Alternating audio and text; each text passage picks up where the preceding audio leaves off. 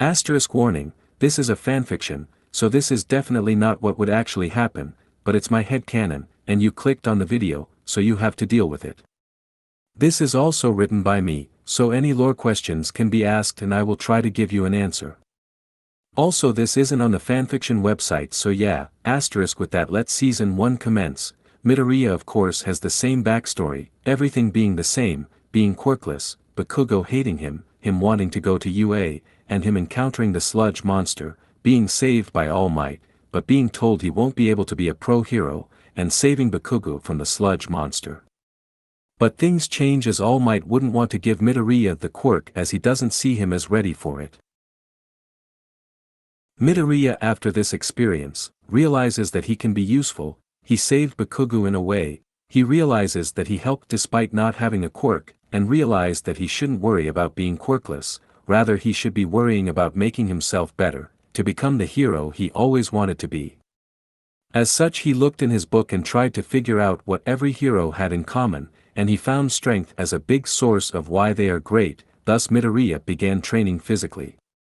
Midoryia would do a lot more speed training as Midoryia wouldn't know that the beach even needed to be cleaned. Midoryia would also begin to work on other parts of his body, such as flexibility, endurance, grip strength, weightlifting, and martial arts, generally making up for his original weak exterior, to being around average upper-age man level.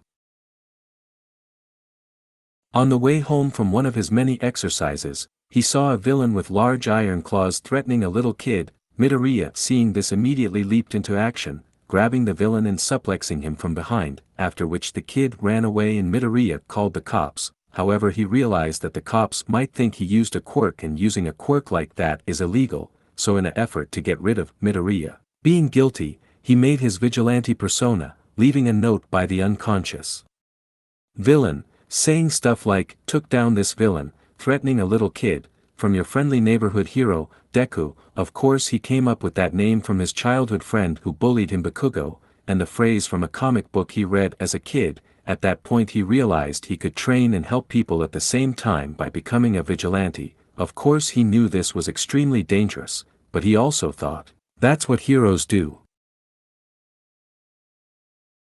So with that, he started by making a vigilante costume. He decided to use parts of the hero costume we saw in the show, but removing the parts with All Might, including the hair-like pieces and the mouth. Instead he decided to go with a dark green face mask, a dark green hoodie, black pants, dark green gloves with metal pieces on the end, his bright red shoes, and finally a pair of swimming goggles. While yes, the costume was very uncomfortable, he could create it on a short budget, and the stuff like the metal could be found everywhere, like dumpsters.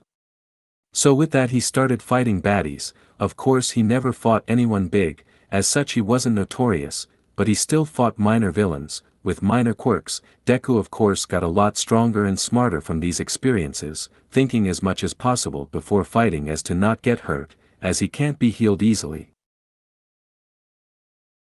Over time he started making his suit better, as Deku used the villain's gear to make his own better, and by using the many ideas in his brain he used the gear for his own purposes. For example, he fought the villain Muscle Man, using the trash around him like the trash can lid as a shield. He was able to beat the villain, and borrowed his mask. He knew the police wouldn't care much, and they didn't. Deku made it better, including a zoom-in, night vision, infrared, among other things to the mask. Doing this he learned a lot about technology, and as such made his gear even stronger, padding his gear so he could take more hits, adding wheels to his shoes to go faster down slopes, etc. Eventually the school year came back around. After 10 months of vigilance and training, came the UA entrance exams, and unfortunately Midoryia had a huge problem. He couldn't use any of gear, for a multitude of reasons, whether he would be found out as the vigilante he was, or he would be cheating as you can't use outside gear. While walking in he wouldn't quite trip over himself, as he would be more accustomed to himself, and never really meet Uraraka that well. He would also still be reprehended by Ida. Midoryia easily passed the written exam as he knew a lot about quirks, and quirk law from his research in what he can and can't do as a vigilante. But when the actual exam came around Midoryia couldn't break any robot, even the one-pointers, as when he tried his fist, he broke it on the robot. he could beat humans, not robots. Despite this, Midoriya kept on, getting his clothes to try to be stuck in the robot's gears, trying everything in every which way. Alas, he couldn't do it. Without his gear he couldn't do what he did as a vigilante. Alas, he knew he was doomed. Walking back he saw the 0-pointer, and saw the random girl in rocks. He never met the girl. Despite that he went in, he couldn't blast away the robot, but he could try to save the girl. Going in he was able to lift the rock where the girl's legs were crushed, but as a result he also became in the crossfire. Ida, seeing this from far away, decided to go in despite knowing he wouldn't get any points from it, and save them both. Midoriya wouldn't get any of the points from saving Uraraka as he only got in the way according to the judges. He would fail to get into the hero course due to him not getting enough points. Despite this, however, he wasn't rejected from the school. Instead he was sent to class 1F for his many talents when it comes to making and developing tools. Midoriya wasn't really that happy with this result, as he wanted to be a hero, but he realized he would have a chance during the UA Sports Festival. As a result he would begin training again, while also managing a life in school. Midoriya is met with high praise by his teacher Power Loader, as Midoriya is much more experienced with making support items, even if he copied or stole designs from villains he fought originally. He got good at making his own designs, becoming a straight A student. Mei Hatsum started getting jealous with the praise Midoriya got and started to form a rivalry with Hatsune. Midoriya usually comes on top as his stuff doesn't explode the door. One of those inventions being grappling hooks that attach to his arms that allow him to swing around. Eventually the first school evacuation happens, and Deku turns on his vigilante personality, being much more serious and thought out, and is able to help Ida with evacuation of the students, his support class giving him much props because of this. Eventually a day later over the bnha it was said that school is cancelled for the day. Instantly Midoriya was thrown off and knew something was up, as there was no reason to cancel school. As such he suited up, with a couple new inventions added on, such as grappling hooks for better mobility, and followed All Might to the USJ.